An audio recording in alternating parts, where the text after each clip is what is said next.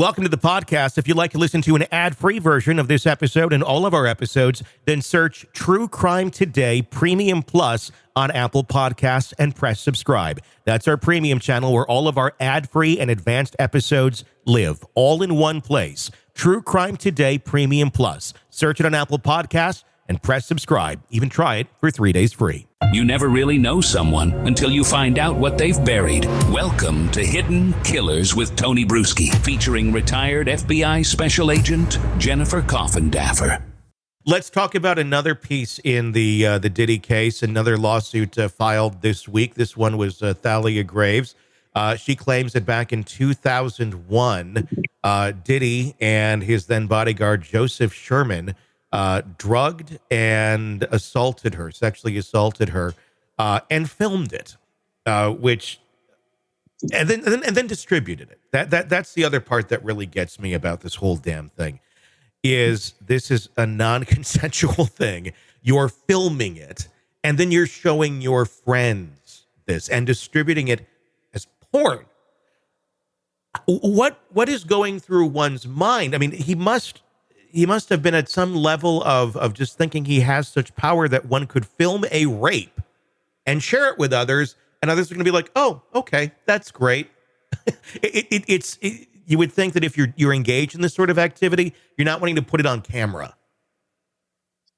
Right. But there was nothing that Diddy thought he wasn't going to be able to get away with. I mean, this goes clear back to 2008 that they have documented. And I would argue that it's much prior to that, which is exactly what we're seeing here. Yeah. And I think we're going to see more photographic evidence, more video evidence. They are going to come out of the woodwork now because they're emboldened. I think before they were afraid.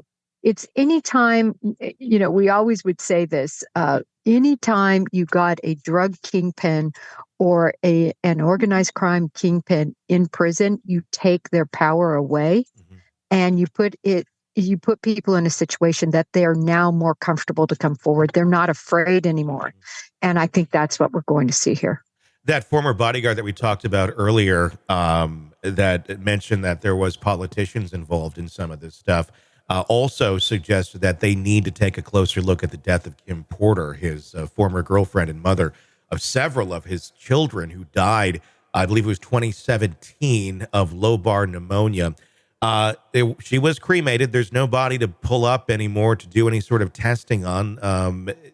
When you looked at the odds, we looked at the odds of someone dying, if assuming she was in a healthy condition, and we don't know for sure, but from all understanding she was, until she contracted the pneumonia, 3% chance of death for someone about the age of 47, assuming she was in good health. Those aren't the greatest odds, but she died. She allegedly, she knew a lot about Diddy. If anybody who was around Diddy, Cassie Ventura, others, and you were with him in that sort of capacity, you probably had a pretty good idea of what his lifestyle was like, and he probably had a vested interest in others not finding out about what his lifestyle was like if somebody wanted to go talk about it publicly, or maybe want full custody of the kids, saying this is not a good place for them to grow up. All speculation. How, and do you think they should take a closer look at her death, but how do you at this point get any sort of evidence when there is no body to re-examine or do a new autopsy on? Well, there is a new book out, and according to that author, there's photographic evidence of her being beaten. In other words, the results of being beaten by Diddy. There's other information that is in some sort of memoir.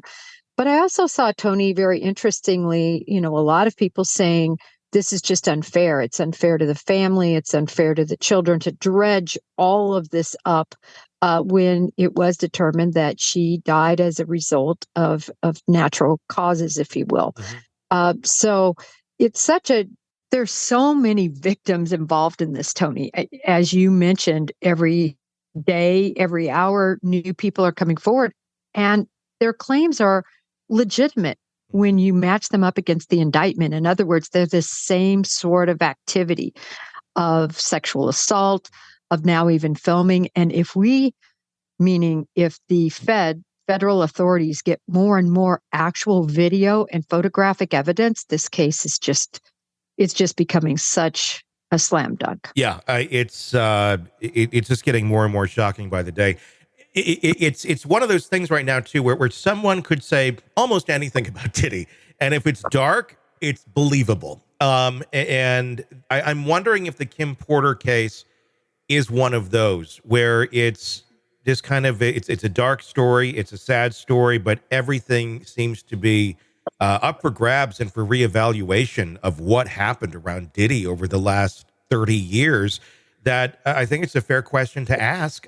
Is there something else going on here? Yes, I hate the idea of having to drudge this stuff up again, and the family to hear this, but there's just so much darkness around Diddy, and that might just be a really sad, disturbing reality for some of these kids to understand, if it does come to be that maybe Diddy did have something to do with her death. Just conjecture, but he obviously had a lot to do with a lot of other horrible things that you wouldn't want to think your dad was involved in.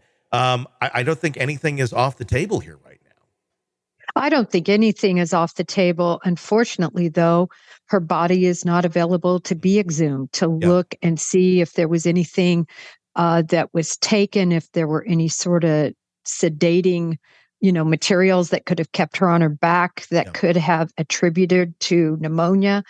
We don't know. I don't know if they'll ever be able to prove, that he was involved in any way. But geez, with everything happening, I think the sad thing is we're all saying we wouldn't be surprised. Makes some sense. I mean, the only thing I can think of on this would be some sort of a digital footprint, if it can even be found at this point, looking back at emails, texts, anything that they can find of his communication about her at that moment in time. Lobar pneumonia, pneumonia of any type, if left untreated, can kill you.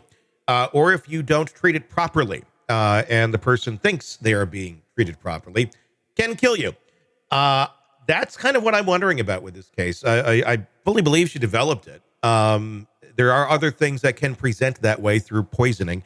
But if she did have this, did Diddy see that as a way out for her? A way where he doesn't have to kill her, technically, directly. But if the treatments and this is just pure speculation, if she wasn't being treated properly, or wasn't given the medications that she thought she was being given, that can kill somebody. And it's natural causes as well. If you don't have to even use poison, you can just let them die from the actual pneumonia itself. Diddy's a tricky individual, and he will go to any lengths, it seems, to protect what he wants and to get what he wants. That's one of the things I'm speculating on right now with the death of Kim Porter. Yeah, the problem is it's just too much death and destruction around him. And so it seems like something that could have not been nefarious is now nefarious. True. It's certainly believable, right? I mean, normally you would never guess that a husband could be involved in this, but now you're looking at it, you're saying, yeah, but it's Diddy. Yeah. I'm sure if given the opportunity, he certainly would not want to have the Cassie information come out either, or any of the other lawsuits that he settled about his horrible behavior over the years. And he settled those in court. I'm just wondering if Kim Porter had too much information and too much for him to lose, that it just couldn't be settled in court. It couldn't be a civil agreement of I'm going to give this money and you're going to shut up. There's kids involved here. That's not something you can just settle civilly. Well, yes, and even if you settle civilly like Cassie Ventura did, it doesn't matter. Yeah. She's still going to have to testify regarding the criminal nature of the allegations. So, it doesn't stand up against a subpoena in the federal court. And she's already, I believe, of course, we know this from what we saw in the affidavit. She's already come forward and had to say everything. So there's no protections, I guess I should say, from that a civil lawsuit gives you when the federal government gets involved.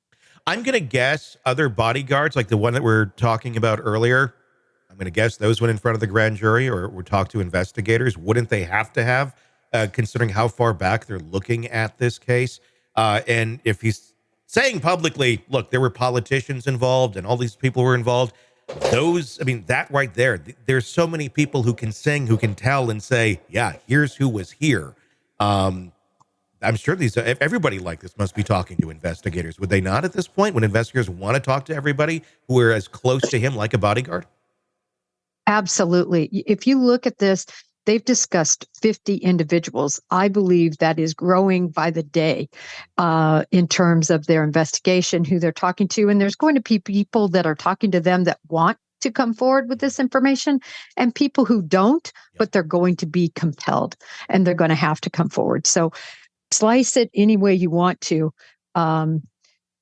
Everyone and anyone around Diddy with information is going to have to come clean with the federal investigation. And it's just going to get uglier and uglier. It's going to take down more people than I think almost any scandal, I think, in recent memory, maybe even bigger than Epstein at this point as it gets darker. In a world where the darkest secrets lie just beneath the surface. They said it was an accident, but the evidence says otherwise. Where hidden killers roam, unnoticed, in the shadows. I think you would definitely be looking at a blend of toxic, very bad narcissistic personality traits, and they will be vengeful and possibly resort to violence. Join Tony Brueski as he uncovers the truth behind the most chilling cases. They said it was an accident, but the evidence clearly says otherwise. Each episode, we dig deep into the minds of those who commit the unthinkable. To your point on narcissism, he thinks in his own mind how witty he is. Yeah. But he lost that jury. I was done with him in 2 minutes. From unsolved mysteries to infamous crimes. Geez, you've just talked about how you've taught yourself how to do everything under the sun.